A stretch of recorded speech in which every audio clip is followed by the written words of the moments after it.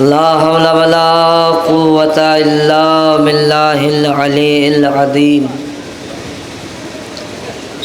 أعوذ بالله من الشيطان اللعين الرجيم بسم الله الرحمن الرحيم الحمد لله رب العالمين حسبنا الله ونعم الوكيل ونعم المولى ونعم النصير مولى الثقلين جد الحسن والحسين أبي القاسم محمد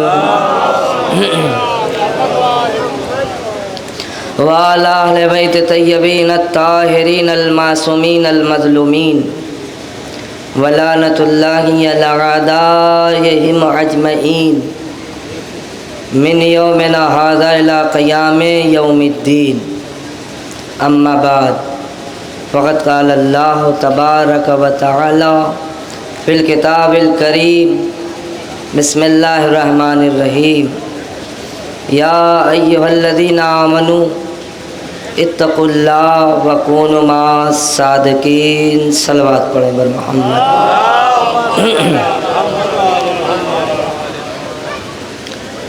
برادران اسلام،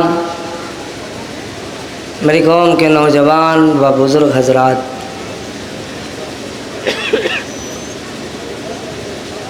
مولا آپ سبھی حضرات کا آنا قبول فرمائے اور ہماری عزاداری کو قبول فرمائیں۔ ہم سے اگر کوئی عزاداری میں کمی رہ جائے بی بی زہرا اسے معاف فرمائیے گا۔ عزیزان گرامی، یہ دنیا ہماری حقیقت کو خوب اچھی طریقے سے جانتی اور پہچانتی ہے۔ دنیا کے لوگ آپس میں گفتگو کرتے ہیں کہ جو صادق آل محمد کے راستے پہ چلتا ہے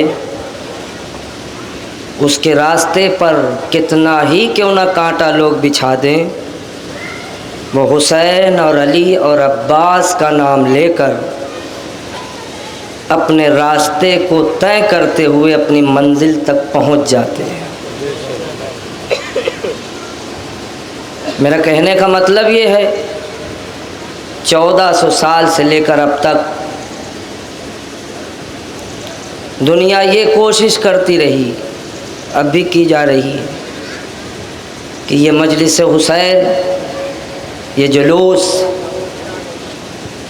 سب ہم سے چھین لیا جائے اور اسے مٹا دیا جائے۔ جتنی جس کے پاس طاقت ہے وہ استعمال کر رہا ہے،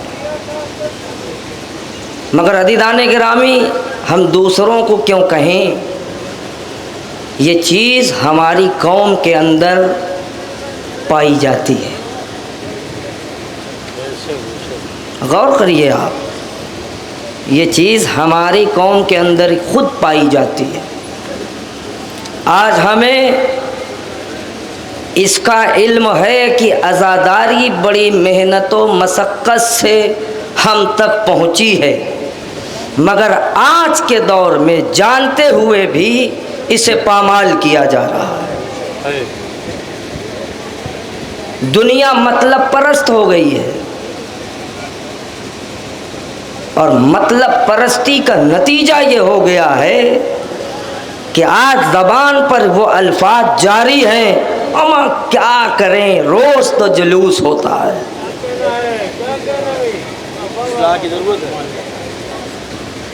پھر علم ہے، تعزیہ ہے، مجلس ہے، سب کو پتہ ہے، اور تمہارا عقیدہ یہ ہے، ہمارا عقیدہ یہ ہے، مجلس حسین اور جلوس حسین میں کوئی آئے یا نہ آئے، دختر پیغمبر ضرور آتی ہے۔ اب بڑے سینہ تان کے لوگ کہتے ہیں ہم تو دعائے زہرا ہیں، ہم دعائے زہرا ہیں۔ جس بیوی نے تمہیں دعا دے کر اس دنیا میں آباد کر دیا، وہی بیوی فرش حسین پہ تمہارا انتظار کر رہی ہے۔ صرف یہ کہنے سے کہ ہم دعائے زہرا ہیں، ہم دعائے زہرا ہیں، وہی بیوی فرش حسین پہ بیٹھ کے ہمارا انتظار کر رہی ہے۔ آج دیکھیے، اب یہی دیکھ لیجئے، یہاں کماؤ، مولوی صاحب چلیے انجمن نہیں آئی ہے، تقریر کرنا ہے، مولوی تو ویسے ہی قربانی کا بکرا ہے، جب جسے چاہے قربان کر دے۔ انہیں نہ بلاؤ جو وقت پہ نہیں آتے، انہیں بلاؤ جو سیدہ کا احترام کرتے ہوئے وقت معینہ پہ آتے ہیں۔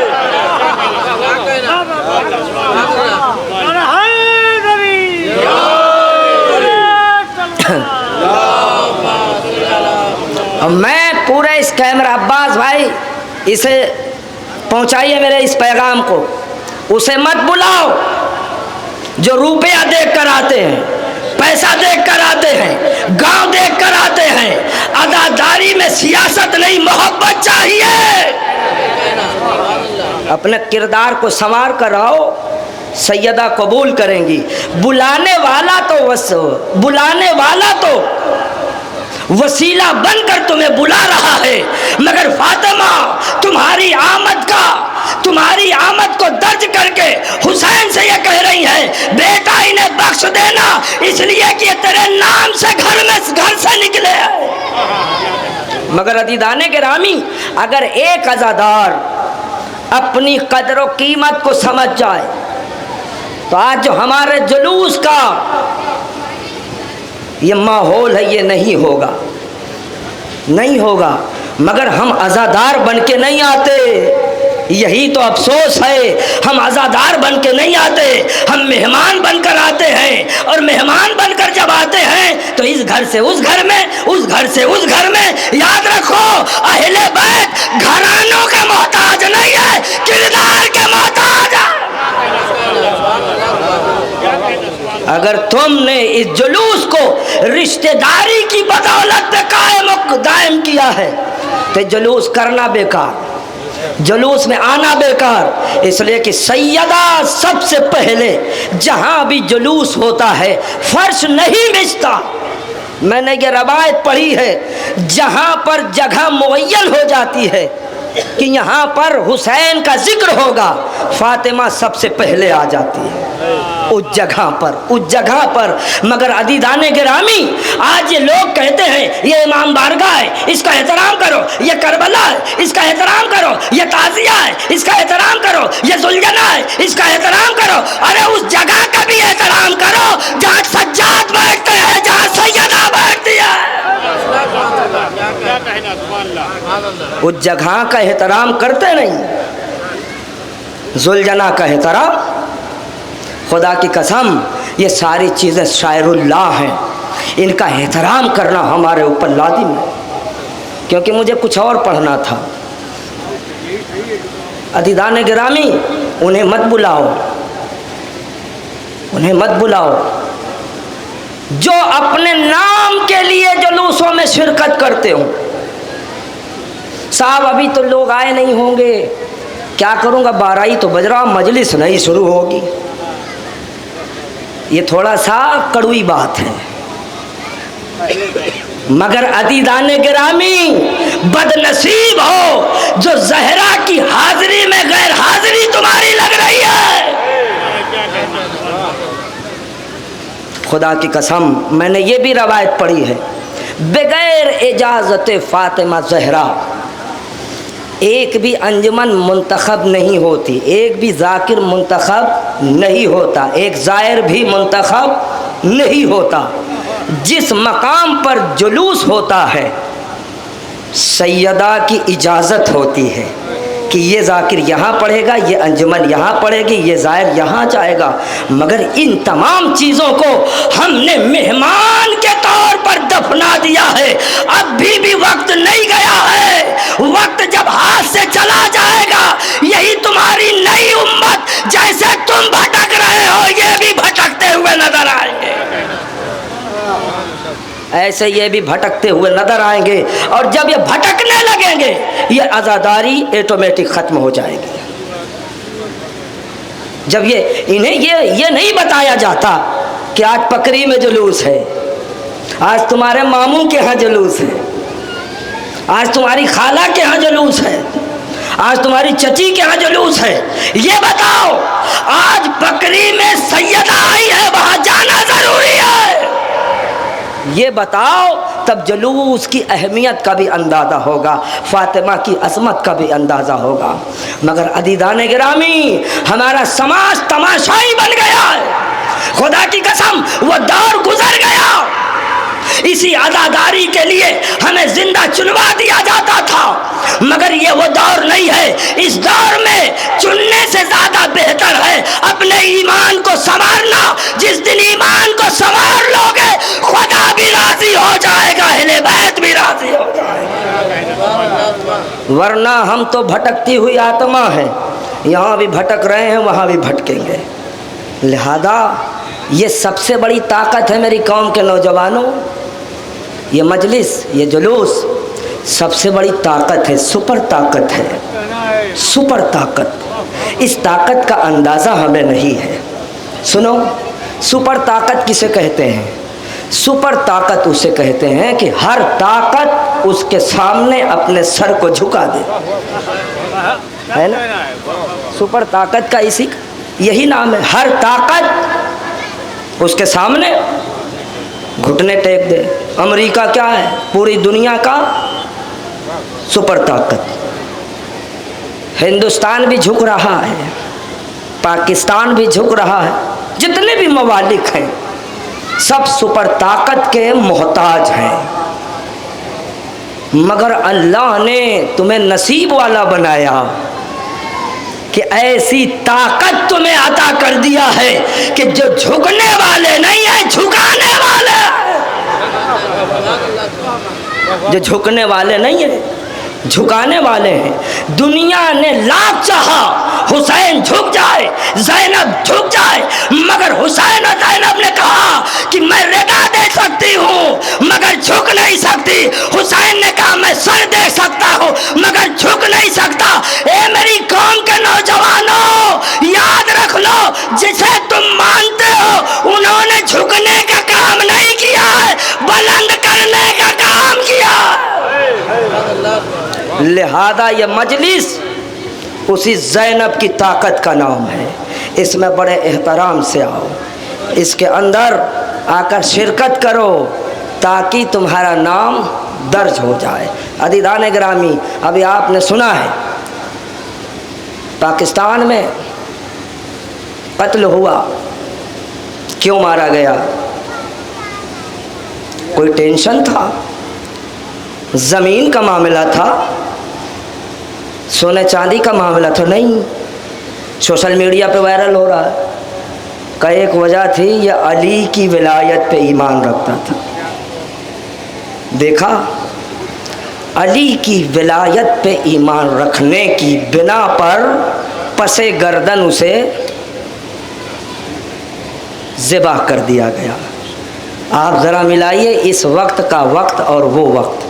हुसैन ने क्या पूछा था, तुम मुझे क्यों कत्ल करना चाहते हो? कहा हुसैन आपसे कोई दुश्मनी नहीं है, आपके बाबा अली से दुश्मनी है। खुदा की कसम, अली की विलायत की बिना पर आज तुम्हारी आंखों के सामने एक अली के चाहने वाले को पसे गर्दन ज़िबा किया गया, तो कल का यजीद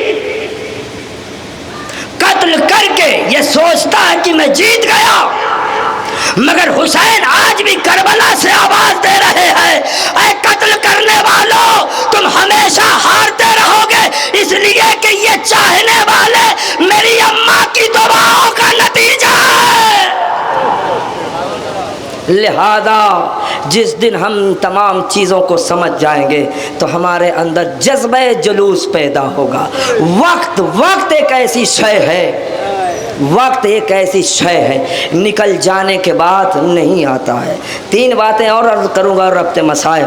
जवानों, मेरी कौम के नौजवानों, ये वक्त یہ حالات آپ دیکھ رہے ہیں، وائرس کی طریقے سے ساری چیزیں پھیل رہی ہیں، اس پہ کنٹرول رکھنا ہمارے لیے بہت ضروری ہے۔ ہم اپنے جلوس، جیسے اپنے جلوس کو جلوس سمجھیں، اپنے جلوس کو جلوس سمجھیں، یہ نہ دیکھیں کہ فلاں جگہ جلوس ہے۔ جلوس ہے اہل بیت کا، ہر ماننے والے کے اوپر فرض ہے کہ اس جلوس کو کامیاب بنائے۔ جلوس طاقت ہے، اور یہ لاوارث نہیں ہے، اس کا وارث کل بھی زندہ تھا، آج بھی زندہ ہے۔ ایک واقعہ پڑھ کے اور ربط مصائب۔ کربلا کتنے دن کا نام ہے؟ کربلا ایک دن کا نام ہے۔ ایک دن کے لیے حسین نے 6 مہینے کا سفر کیا ہے نا۔ ایک دن کی کربلا کے لیے حسین نے 6 مہینے کا سفر کیا، اپنا گھر چھوڑ دیا۔ حسین تو معجز نما کا بیٹا ہے، ایک دن کی کربلا کے لیے 6 مہینے کا سفر کرنے سے کیا ہوتا ہے؟ کچھ نہیں، حسین کے لیے کچھ نہیں۔ باب خیبر اکھاڑنے والے کے بیٹے کا نام حسین ہے، راہب کے اولاد عطا کرنے والے کا نام حسین ہے، فسدوس کے بالوں پر عطا کرنے والے کا نام حسین ہے۔ تو ایک دن کی کربلا کے لیے 6 مہینے کا سفر معاذ اللہ حسین کے لیے بیکار ہے۔ وہ تو ایک ہی دن میں ہو جاتا، مگر حسین آواز دیں گے یہ میرا 6 مہینے کا سفر صرف سفر نہیں تھا، دین کی تبلیغ بھی جاری تھی، اور میں نے 27 مقام پر اسی سفر کے حالات میں خطبہ دیتے ہوئے دنیا والوں کو یہ بتانا چاہتا تھا جو بزدل باپ کا بیٹا ہوتا ہے وہ سفر اختیار کرتا ہے۔ نہیں عزیزان گرامی، جو بزدل باپ کا بیٹا ہوتا ہے وہ گھر میں بیٹھا ہوتا ہے، جو کرار باپ کی اولاد ہوتا ہے وہ سفر اختیار کر کے اس بزدل کو بتاتا ہے اگر حق پر ہے کہ تو کسی موڑ پہ آ کر مجھ سے ملاقات کر لے، اس لیے کہ ہم بھاگنے والوں میں سے نہیں ہیں۔ لہذا کسی بھی موڑ پہ یزید حسین کے سامنے نہیں آیا، مگر حسین نے ہر موڑ پہ یہ بتایا کہ میں علی کا بیٹا ہوں، میں زہرا کا بیٹا ہوں، میرے بھائی کا نام حسن ہے۔ اور عزیزان گرامی، بزدل باپ کا بیٹا اپنی جگہ بیٹھا رہا، جو حیدر کرار کا بیٹا تھا وہ اپنے سر پہ کفن باندھ کر مدینے سے سفر کر کے اسلام کی بقا کے لیے کربلا آ گیا۔ کربلا اس زمین کا نام ہے جو آج بھی زندہ ہے، آج بھی زندہ ہے۔ میرے عزیزو، میں نے روایت میں پڑھا ہے کہ کربلا کی زمین سن 61 ہجری میں اس کی ریت میں اتنا اثر تھا کہ اگر اناج کا ایک دانہ گر جاتا وہ دانہ بھن جاتا۔ ذرا عالم تصور میں ڈوبیے، حسین کے چھوٹے چھوٹے بچے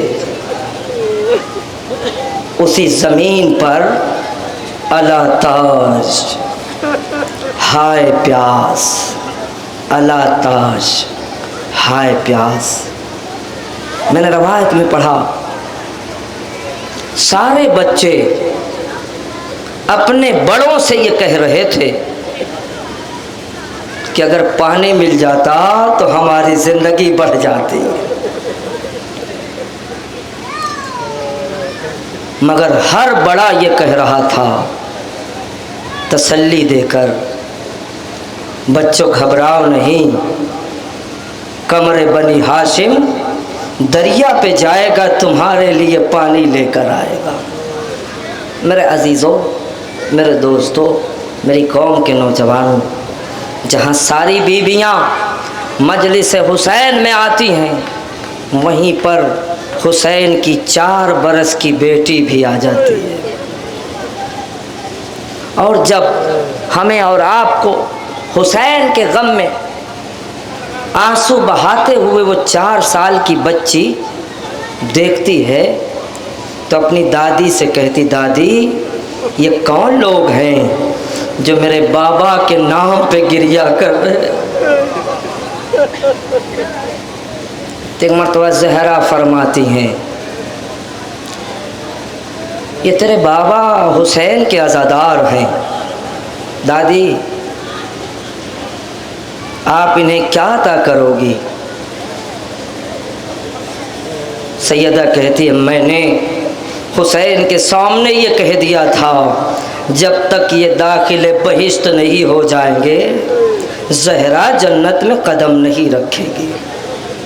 کہا دادی تو پھر حق میرا بھی بنتا ہے، یہ میرے غریب بابا پہ رو رہے ہیں، یہ میرے مظلوم بابا پہ رو رہے ہیں، اے دادی میں دعا کرتی ہوں آپ آمین کہو، جیسے میں کربلا میں یتیم ہوئی ان کے بچے نہ یتیم ہو، جیسے کربلا میں میرا بابا مارا گیا ویسے پردیس میں ان کا بابا نہ مارا جائے۔ جزاکم اللہ۔ ہاں میرے عزیزو، یکم محرم سے لے کر آج محرم کی ہو سکتا آخری تاریخ ہو، آپ گریہ کر رہے ہو، کس کا میں مصائب پڑھوں، مگر ایک مصائب ہے جو کربلا کا وہ مصائب ہے جو سید سجاد پڑھ رہے ہیں، ہائے ان ظالموں نے میرے اکبر کو مار ڈالا، ہائے ان ظالموں نے میرے قاسم کو مار ڈالا، ہائے ان ظالموں نے میرے چچا عباس کو مار ڈالا۔ جزاکم اللہ خیر الجزا۔ سید سجاد فرماتے ہیں، تمہیں کیا پتا کہ کربلا کی مصیبت کیا ہے؟ سنو عزادارو، میرے چوتھے امام فرماتے ہیں کہ کربلا کی مصیبت کیا ہے، میرے پڑھنے پہ نہ جانا، بی بی زہرا اس حقیر کو اتنی طاقت دے کہ مصائب کربلا بیان کروں۔ سید سجاد فرماتے ہیں، تمہیں کیا پتا کہ کربلا میں کیا ہوا؟ اور سنو، جب میرے بستر میں آگ لگی تب مجھے پتا چلا کہ خیمے میں آگ لگ گئی ہے۔ میری پھوپھی زینب دوڑتی ہوئی آئی، بیٹا سجاد خیمے میں آگ لگ گئی، اے میرے لال تیرا بستر بھی جل رہا ہے، اے میرے بچے بتا جل کے مر جاؤ یا باہر نکلو؟ اے بیٹا سید سجاد بتا جل کے مر جاؤں یا باہر نکلوں؟ کا پھوپھی اماں جان کا بچانا واجب ہے۔ لو عزادارو، علی کی بیٹی حسین بن گئی، علی کی بیٹی عباس بن گئی، ہائے اپنی پشت پہ چوتھے امام کو لے کر جلتے ہوئے خیمے سے باہر نکلی اور حسین نے کہا، زینب تیرا بڑا احسان ہے، تو نے اپنی پشت بار امامت کو۔ اے میری بہن، اب یہ امامت تیرے حوالے ہے، اے میری بہن اب امامت کو تکلیف نہ پہنچنے پائے۔ لو عزادارو، ایک بھائی نے یہ کہا تو بہن کیا کہہ رہی، بھیا میں کوفے کے راستے شام جا رہی ہوں، اے میرے بھیا سجاد کو کوئی تکلیف نہیں ہوگی، اے بھیا اگر میرا سجاد چلتے چلتے گش کھا کے گرے گا زینب اپنے آپ کو اونٹ سے گرا دے گی، مگر میرے ماں جائے یہ میرا سجاد جب سے مہارے ناکا بنا ہے کبھی گش کھا کے گر جاتا ہے کبھی اڑتا ہے۔ اے بھیا مجھے تو ایسا معلوم ہوتا ہے سجاد شام نہیں پہنچے گا۔ جزاکم اللہ خیر الجزا۔ ہاں میرے عزیزو، سید سجاد چلتے رہے مگر عزادارو، سید سجاد کہ ساتھ ساتھ آپ کا 5واں امام. کتنی عمر تھی کربلا میں؟ 5 سال کی. میں نے ایک روایت پڑھی ہے، وہ روایت یہ ہے کہ جب بھی چوتھے امام چلتے چلتے تھک جاتے تھے تو کسی نہ کسی مقام پر بیٹھ جاتے تھے. مگر میرے عزیزو، چوتھے امام زنجیروں میں جکڑے ہوئے تھے، ہاتھوں میں ہتھکڑی، گلے میں خاردار توق، کمر میں لنگر، پیر میں بیڑی، اور دھوپ کی شدت ایسی تھی کہ اس دھوپ کی تپش سے ساری ہتھکڑیاں اور بیڑیاں دھک جاتی تھی، اور جو ہتھکڑی ہاتھ میں لگی ہوئی تھی وہ اتنا گرم ہو جاتی تھی کہ سید سجاد کے گوشت جو کلائی پہ گوشت تھا اس کی تپش کی بنا پر وہ گوشت جل جاتا تھا. سید سجاد کی کلائی کی ہڈیاں دکھائی دیتی تھی. اب سنیے، جو میں مصائب پڑھنا چاہتا ہوں وہ یہ ہے، اسی چوتھے امام کا ایک بیٹا تھا جس کا نام امام محمد باقر تھا. امام باقر نے دیکھا میرا بابا خیمے کی پشت پہ بیٹھا ہوا ہے. ایک مرتبہ امام باقر اپنے بابا سید سجاد کے پاس آئے. آنے کے بعد حسرت بھری نگاہ سے اپنے بابا زین العابدین کے چہرے کو دیکھا اور ایک مرتبہ باپ سے فرمایا، بابا اگر میرے پاس پانی ہوتا تو میں پلانے کی کوشش نہیں کرتا.